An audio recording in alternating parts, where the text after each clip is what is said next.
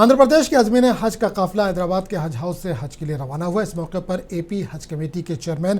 حاجی حسن باشا اور اے پی حکومت اقلیتی وزارت کے مشیر ایم اے شریف اور تلنگانہ حج کمیٹی کے چیئرمین سید غلام افضل بیابانی اور رکن قانون ساز کونسل عامر علی خان نے جھنڈی دکھا کر روانہ کیا۔ اس موقع پر اے پی حج کمیٹی کے چیئرمین حاجی حسن باشا نے منصف ٹی وی سے بات کرتے ہوئے کہا کہ آندھرا پردیش سے 1633 عازمین حج کے لیے جا رہے ہیں، جبکہ حکومت کے مشیر ایم اے شریف نے کہا کہ آج 800 سے زائد عازمین حج کے لیے روانہ ہوئے۔ انہوں نے کہا کہ اے پی حکومت عازمین حج کے لیے بہتر انتظامات کر رہی ہے۔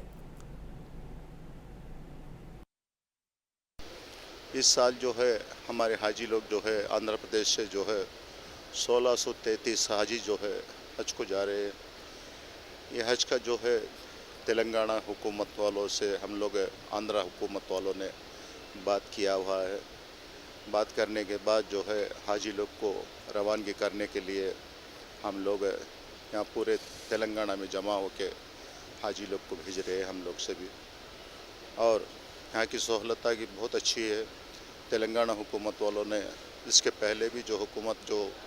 تلنگانہ حکومت جو آندھرا پردیش والوں حاجی لوگ کے لیے بہت اچھا خدمت کرتا ہے، یہ بار بھی انشاءاللہ بہت اچھا خدمت کی ہے۔ ہمارے جو ہے امیگریشن پوائنٹ جو ہے وجے واڑے کا جو ہے اپلیکیشن جو ہے 70 اپلیکیشن آنے سے جو ہے ہم لوگ جو ہے تلنگانہ سے ہم لوگ مشورہ کیے۔ وہ مشورے کے اندر جتنے حاجی لوگ ہیں بھیجنے کے لیے وہ لوگ ہیں نا، شبیر علی صاحب اور جتنے بھی چیئرمین صاحب کا تلنگانہ کے ہم لوگ سبھی بیٹھ کے ہم لوگ مشورہ کر کے یہ کام کے لیے حج کا کام کے لیے ہم لوگ ہے نا مشورہ کرے، لیکن یہ لوگ مان لیے بات کے لیے۔ اب یہ جو ہے آج آخری فلائٹ ہے ہماری آندھرا پردیش سے، 2-3 دن سے ادھر بیٹھ کے ہم لوگ 3 فلائٹ جو بھیجے ہوئے ہیں، یہ تیسرا فلائٹ ہے، اور کل جو ہے 40 پر 3 حاجی لوگ ہیں نا آخری فلائٹ سے جائیں گے انشاءاللہ۔ اللہ تعالیٰ کا جو دین ہے، اللہ تعالیٰ لوگوں کو چن لیے حج کے لیے۔